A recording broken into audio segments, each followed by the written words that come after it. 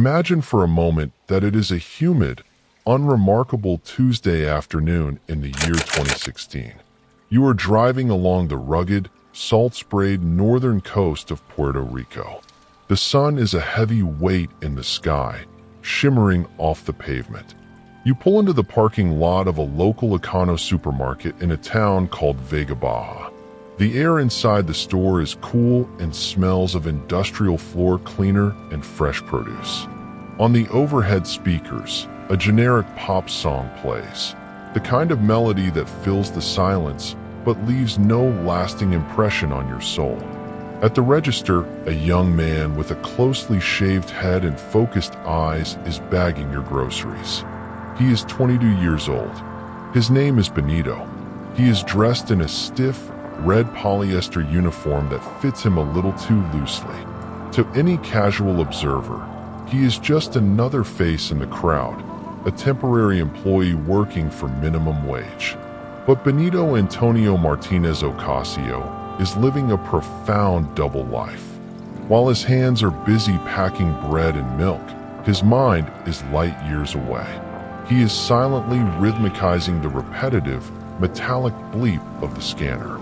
In his imagination, the linoleum floor beneath his feet has transformed into the stage of a sold-out stadium. He is weaving intricate lyrics about heartbreak, raw power, and an island that the world too often chooses to ignore.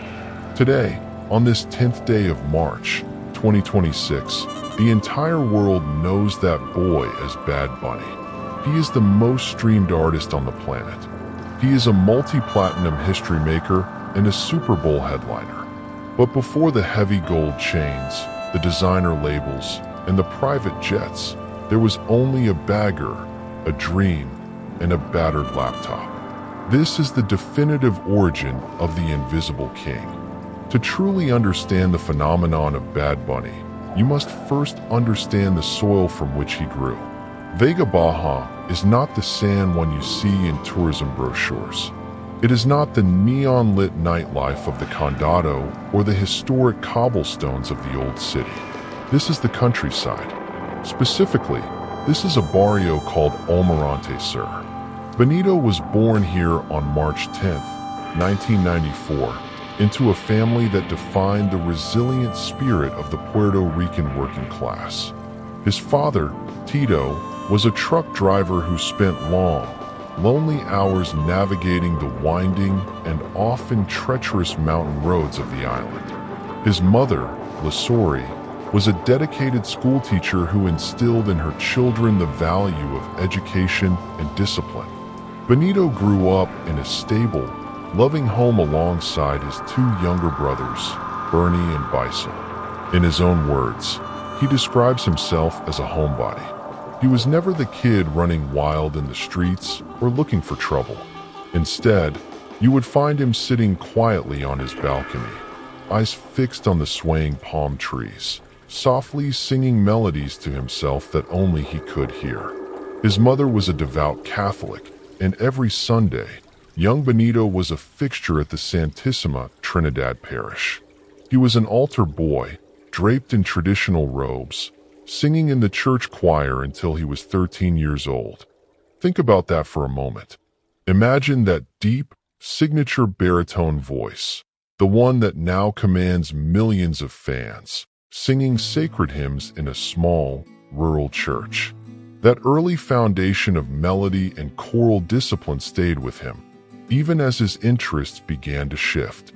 As he entered his teenage years, the walls of the church choir began to feel too small for the sounds he wanted to create.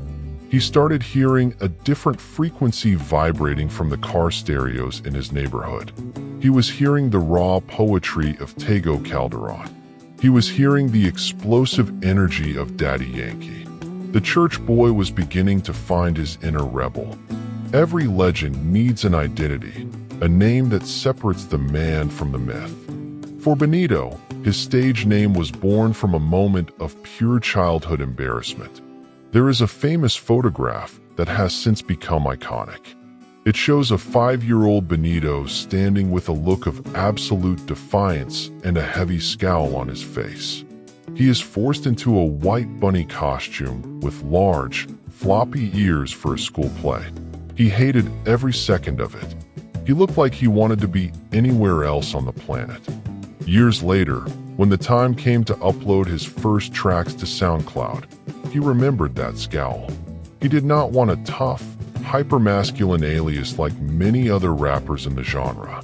He wanted something that mirrored his inherent duality, something disarming and cute, yet inherently dangerous.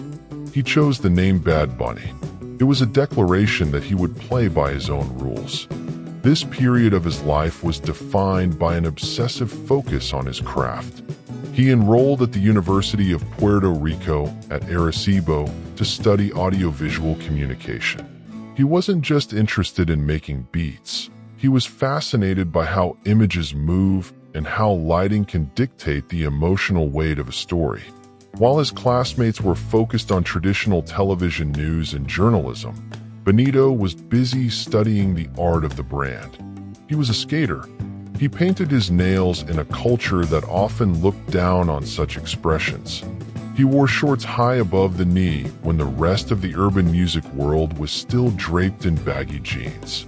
He was an outsider by choice, and he used that friction to fuel his creative fire.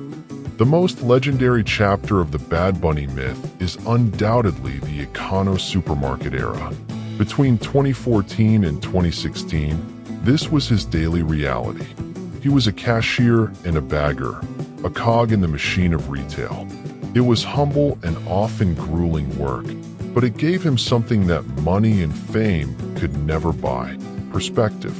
He witnessed the daily grind of the Puerto Rican people firsthand. He saw the quiet heartbreaks of the elderly and the resilient joy of the average person. He was a student of human nature, watching the world pass by his register. But the moment his shift ended, the red uniform hit the floor. He would retreat to his room, crack open his laptop, and transform into a digital ghost on SoundCloud. At this time, Latin trap was a mere shadow of what it would become. It was an underground movement, dark, slow, and hypnotic. It was the sound of the Atlanta streets infused with a deep, Spanish soul. Benito began uploading tracks like Get and Dials into the digital void. He had no marketing budget. He had no manager. He had no industry connections. He only had a raw, unfiltered connection to the internet. He would head into his shift at the supermarket, and during his brief 15-minute breaks, he would pull out his phone with trembling hands to check his play counts.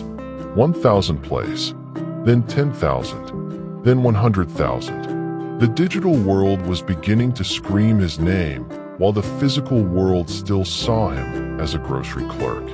Then came the phone call that would shatter the status quo forever. DJ Luyan, a titan and a visionary producer in the Latin music industry, happened across the track dials. He didn't hear a supermarket worker. He heard the undisputed future of global music. As the story goes, when the phone rang, Benito was literally in the middle of his shift at Econo. He had to duck into the back room, surrounded by crates of milk and produce, to answer the call that would end his life as a commoner. By the end of 2016, the bagger was gone. Benito signed with the label Hear This Music and unleashed the track Soy Peor. It was more than just a hit song. It was a cultural earthquake. It was a heartbreak anthem that redefined the entire genre. It proved to a global audience that a man could be vulnerable, emotional, and undeniably bad all at the same time. He was breaking the mold of the traditional reggaeton star. But as the blinding lights of fame closed in, Benito realized he was entering a different kind of trap. The industry wanted to polish him. They wanted a safe, predictable product they could package and sell. They had no idea that the kid from Vega Baja already had a master plan. A plan that would lead him from the grocery aisles to the Super Bowl stage exactly 10 years later. He refused to be a pawn. He chose to be the king. In the second part of our journey, we will go inside the record-breaking chaos of 2020 and the historic, earth-shaking spectacle of the 2026 Super Bowl halftime show. The world thought they knew him, but they were only seeing the beginning. Do not look away. Subscribe and stay tuned for the next chapter of this incredible odyssey. Because the story of the boy from Vega Baja is only just getting started.